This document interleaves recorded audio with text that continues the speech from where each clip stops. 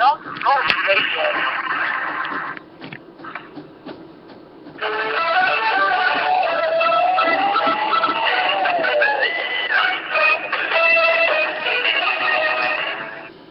Hey there, Detroit sports fanatics, and welcome to the Tigers edition of Taylor's Detroit Sports Show. I'm Taylor Phillips, your host. And if you have any opinions or want to be a guest or a co-host on this show, on this episode, just call in at 646-478-4837. It's April 27th, 2014, on a Sunday at 11 o'clock, which means it's time for this week's episode. Find me on Facebook, Twitter, Facebook, YouTube, Google, and Pinterest as Taylor Phillips, and like my Facebook page, Taylor Phillips's Detroit Sports Show, Detroit Sports page, Taylor Phillips's Detroit Sports page on Facebook. Click like to become a fan, and join my group, Taylor Phillips's Detroit Sports Group, to become a more educated Detroit sports fan, and follow me on Twitter, Tumblr, and Instagram as at DT2Phillips. There's also a chat window on Blog Talk Radio on all my episodes of Taylor's Detroit Sports Show for you all to comment on with your opinions. Guidelines: if you have called in, stay on the line. If you hang up, redial the number and then stay on the line. Keep it very clean. Treat the show with respect. If you don't know much about this or any Detroit sports, you can still just listen, and only I can change the topics because I'm the head host of the show. Starting off as always with the weekend review. Tigers were starting a 4-game series at home with the White Sox of Chicago.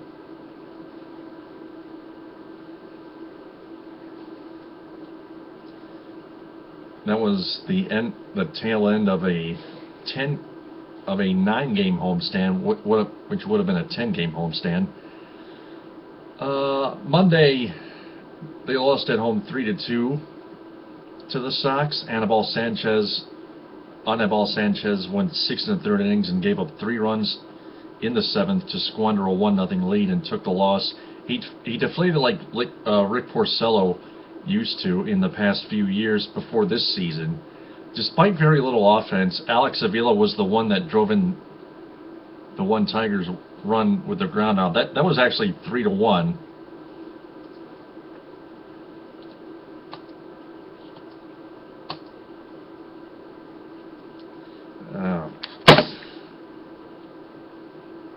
I think I got the score wrong.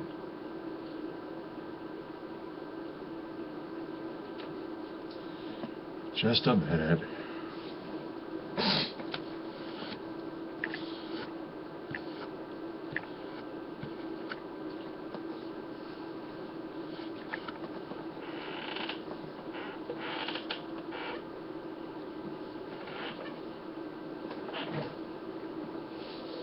It's 3-1. Final score was 3-1, not 3-2. It's 3-1. Those are all the details I got for that game. Oscar should have pulled Sanchez before the 7th inning started.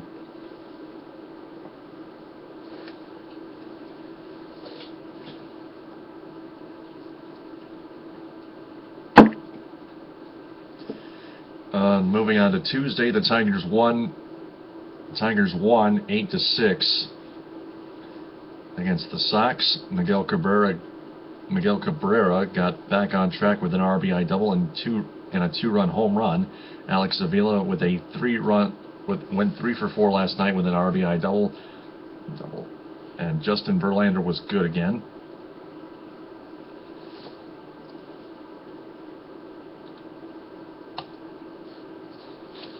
Looking at Verlander's numbers as I wait here, moving along, Phil Coke gave up 3 runs in the 9th after striking out the first 2 batters in the top of the 9th. But Jabba Chamberlain, after giving up a single, picked up the save for the win.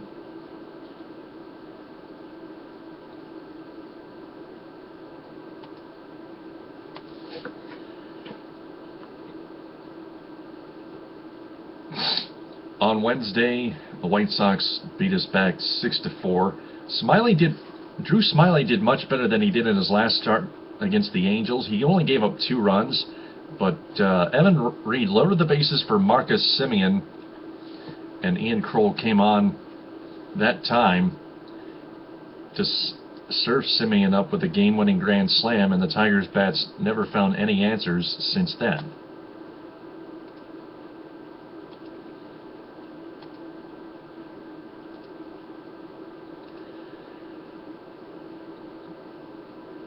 And with runners on second and third and 2 outs in the bottom of the 9th inning, Alex Avila swung at a 3-0 pitch well inside of the strike zone and grounded out to first base down the line, fair, and thought it was a foul ball, which was actually a fair ball, but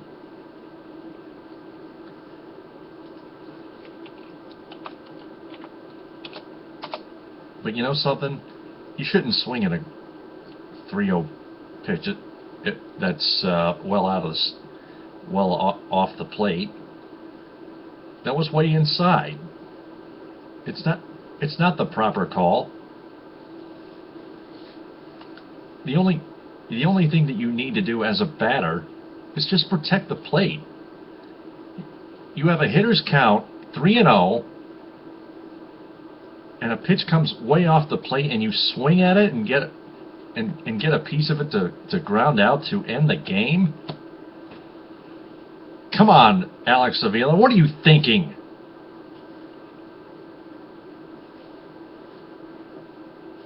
The guy who usually strikes out quite a lot up to this point of this season, quickly blew a chance to tie the game, to at least tie the game with a single, with what would have been a 2-run single.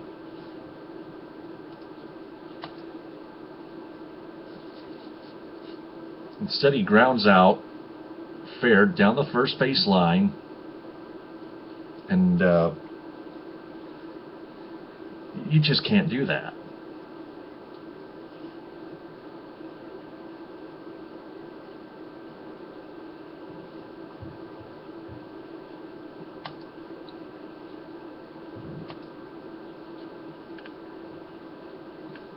Taking a look at back to Tuesday's game, Verlander's final line: 7 innings flat, 8 hits given up, 2 earned runs, 2 walks, 7 strikeouts, just a homer. Verlander's ERA so far is 2.18.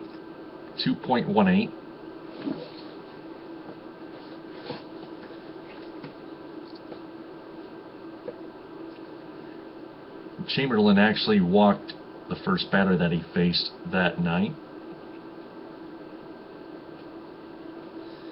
And Albuquerque also gave up a run on 2 hits. That was an RBI single, I think. Or maybe it was a ground out.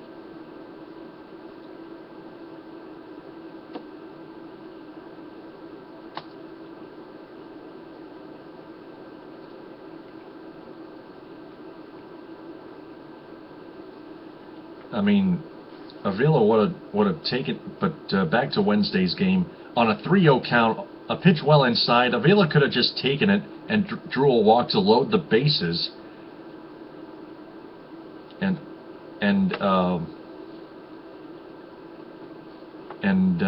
perhaps create a chance for a walk-off 3-run double or something like that.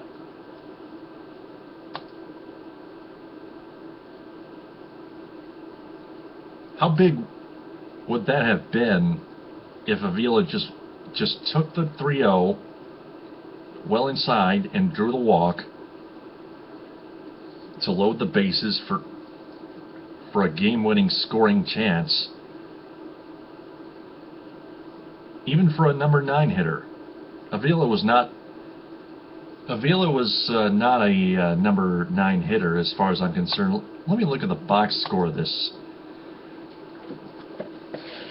10 minutes on the show, 10 minutes into the show here, calling it at 646-478-4837. I'm Taylor Phillips. This is Taylor's Detroit Sports Show, the Tigers edition.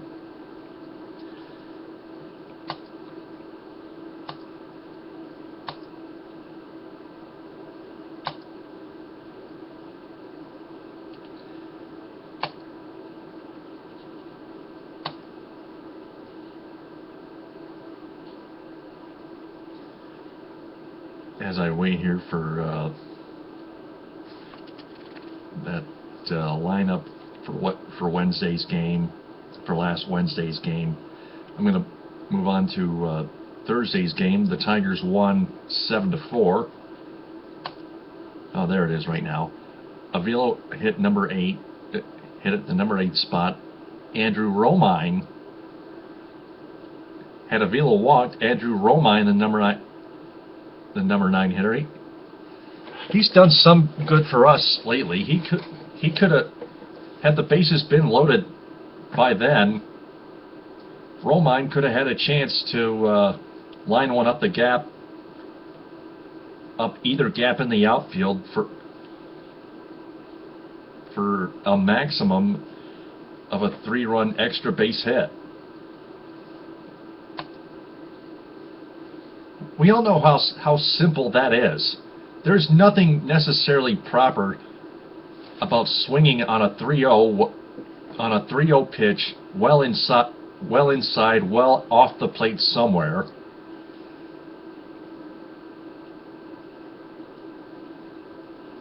It's simple. You just don't do that. If it does come into the strike zone, whatever kind of pitch it is, try to protect the plate. I don't care if you swing and miss or foul it off, but at least keep a better eye on it. Use better judgment too, Alex Avila.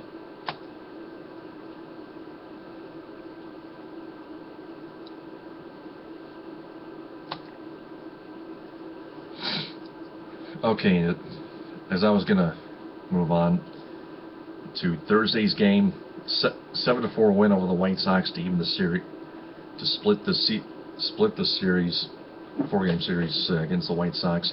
Max Scherzer gave up another first-inning home run to Adam Dunn, and then settled down and pitched great and got the win. Rajai Davis hit a homer and an RBI double to put the icing on the cake. Brian Holiday did a bit of magic of his own at the plate with an RBI single. Joe Nathan picked up the save on a strike him out, throw him out double play, which was an automatic call because of a batter's interference call on the third strike. Lucky break for the Tigers, but the right call was easily made as the batter walked in front of the catcher during Holiday's throw briefly after striking out. Looked like the runner on first was going to beat out the throw trying to steal second, but it doesn't matter anyway now. Runner's automatically called out because of batter's interference. Game over. Tigers win 7-4. First I saw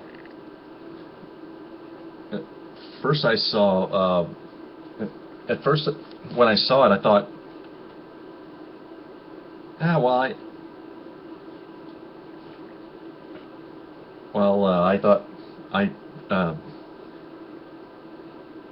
there's 2 outs, man on second.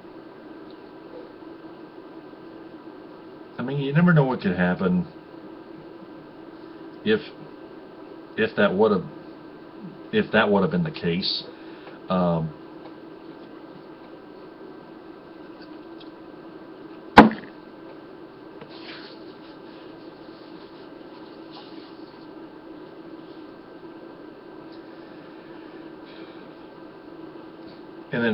And then when I saw Holiday and Nathan celebrate on the mound, I was like, "What? Wait a minute!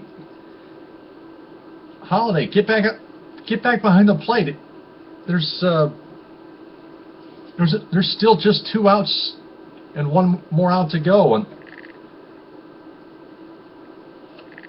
until I noticed the game was over, and like, oh man, I unmuted the TV, and I heard the words come out of Mario and Pemba's mouth, and I was like, holy macro, batter's interference? Wow, hey, that's a break. Then I looked at the replay, and yeah, I thought it was the right call.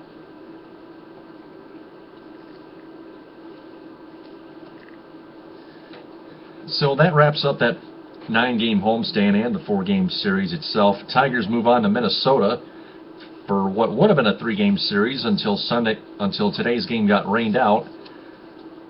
But since I just mentioned that, Friday, Tigers win 10-6 in Minnesota. Nick Castellanos hit a 2-run homer and went 2 for 5 with 3 RBIs. The Tigers put a 7 spot in the 3rd inning. Rick Porcello pitched great until he felt a bit of pain in his hand, I suppose. He gave up 2 runs and went through 5 innings. Justin Miller obviously gave up 2 more runs and got only 1 out. I thought he was going to do better than that. He's done very well, giving up no runs going into that contest.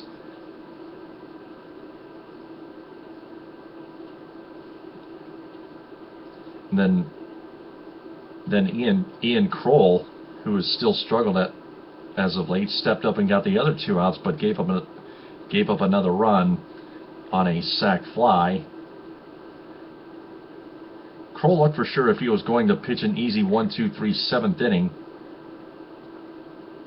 but Ian Kinsler made his first error of the season, bobbling a routine ground ball, which proved costly as Maurer reached base. Maurer then scored. Joe Maurer, the Twins catcher, an all-star, he scored all the way from first on a double off of Evan Reed, who struggled but got through the 7th and got pulled in the 8th inning with 2 on and 1 out after walking his last batter. He gave up a single after getting the first guy out, and then he walked the next batter. Then Ausmus yanked him, and that was about time because Evan Reed is still struggling. Java Chamberlain slowly but came in and slowly but surely got the other 2 outs without giving up a run. A ground ball fielder's choice and then a pop out to thankfully end the 8th inning. Tigers fans can exhale, because then Joe Nathan pitched a great 9th inning despite giving up a single and shut the game down. And after that game, the Tigers sent Justin Miller down to Toledo. Let's move on to yesterday's game. On Saturday, Twins beat us back 5-3. Anibal Sanchez pitched a flawless 2 2/3 innings until he suffered a finger laceration, a blister, and went on the 15-day disabled list. Jose Ortega came on in relief and made his first appearance, getting called up during the Miller option to Toledo, and blew the lead along with Phil Koch. Ortega was the losing pitcher. Phil Koch somehow managed to keep it a 2-run game by getting a strikeout and a double play after issuing 2 bases-loaded walks and giving up an RBI single in between. That's just typical Phil super choke right there. Lucky break there, because it could have gotten much worse considering how bad the bullpen usually is, especially Phil Koch on top of all relief pitchers. Victor Martinez hit a home run in the 9th. Wasn't nearly enough.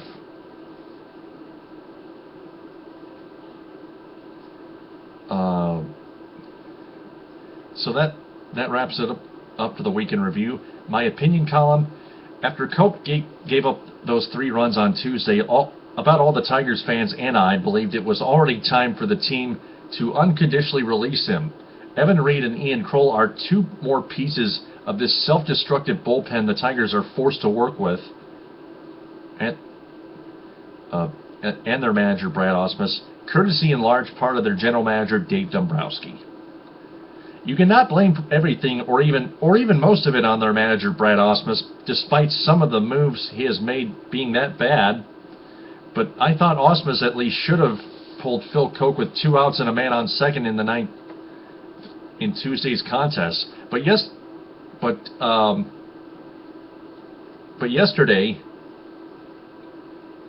during the 5-3 loss, he had no choice but to put Ortega and Koch in because they were shorthanded, and he wanted to rest Chamberlain and Nathan then. Both Chamberlain and Nathan are red hot right now, by the way. You can't blame the entire bullpen, Tigers fans, because Chamberlain and Nathan are starting to roll, and they're going to continue to roll. Justin Miller, he's still going to do great despite his rough outing on Friday.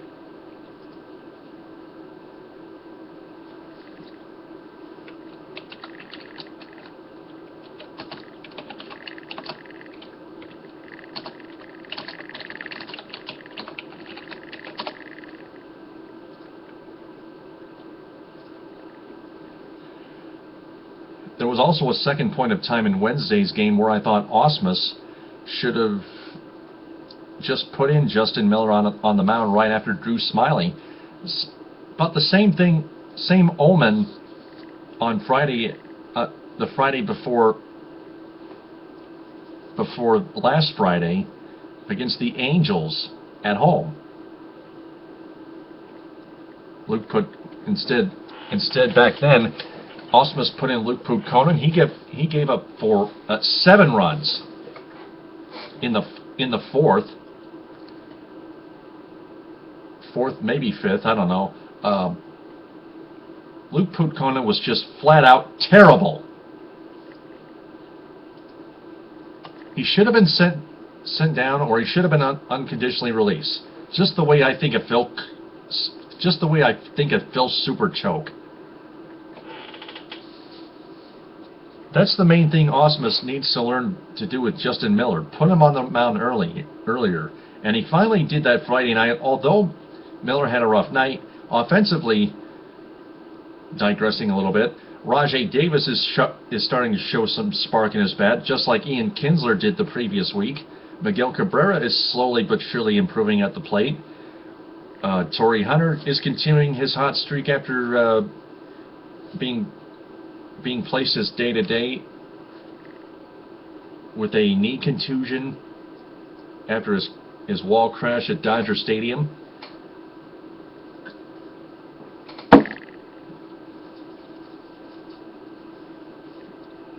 And Victor Martinez is still swinging his bat. Nick Castellanos is red hot.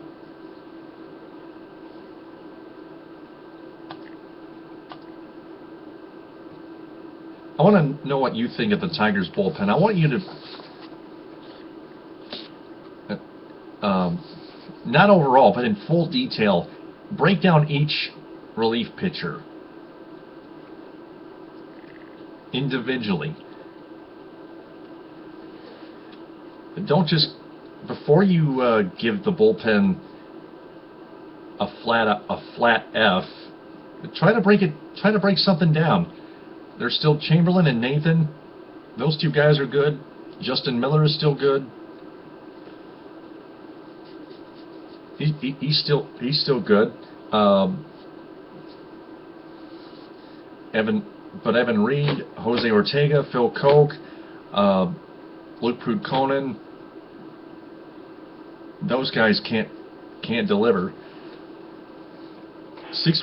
646-478-4837 is the number to call to voice your opinion. 5 minutes left. Let's tune to the week ahead.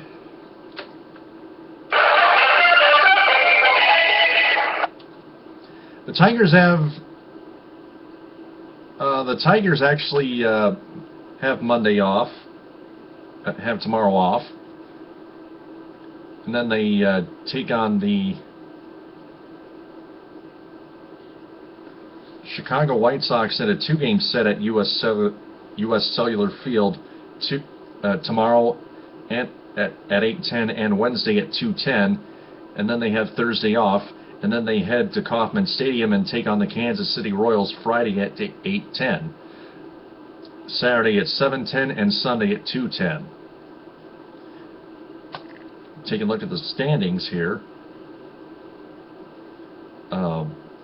Tigers are still in first place in the AL Central, barely 12-9. The Twins 12-11. The White Sox are 13-13. The Royals are 12-12, and the Indians are still hanging in there in this close division race at 11-14. 11-14.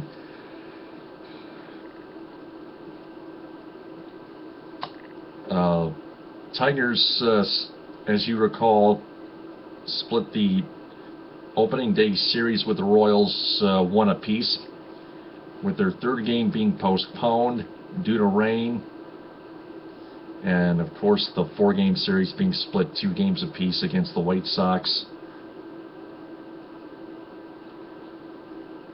Those two game series will not be easy with the White Sox and Royals on the road.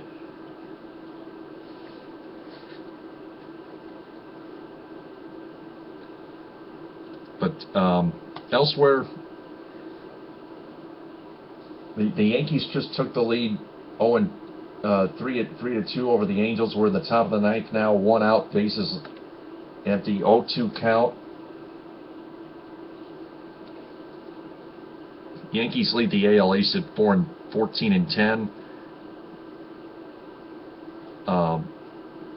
The Angels are in third place, 11-12. The A's lead the AL West, 15-10. The National League Braves are 17-7 in the AL East. They're a team to watch. So are the Brewers, who are 18-7, leading the NL Central. And the San Francisco Giants at 15-10 lead the NL West. You can take a look at the complete MLB standings at MLB.com online. Other Detroit sports updates: the Red Wings, they just tailed out of the end. They were too scared, lost in 5 games to the Bruins in the Atlantic Division semifinals, the Eastern Conference quarterfinals, the first round of the Stanley Cup playoffs. There are 3 ways you can say that now. The third latest one being the Atlantic Division semifinals. Bruins move on to face the Montreal Canadiens in the Atlantic Division finals and the Eastern Conference semifinals. I will work on a Red Wings season review sometime within this current week. I will let you know when it's ready on Facebook, Twitter, and all those Twitter, Google, Pinterest, LinkedIn, and Tumblr, all those sites. We have about a minute in the show, so it's time to wrap it up. That's going to do it for the Tigers, this week's Tigers edition, April 27th, 2014, at from 11 o'clock to 11:30. I'm Taylor Phillips. This has been Taylor's Detroit Sports Show. I'll talk to you sometime during the week, and then I'll with the Red Wings season review, and then I'll whip up another Tigers edition a week from tonight at 11 p.m. TTFN, ta-ta for now.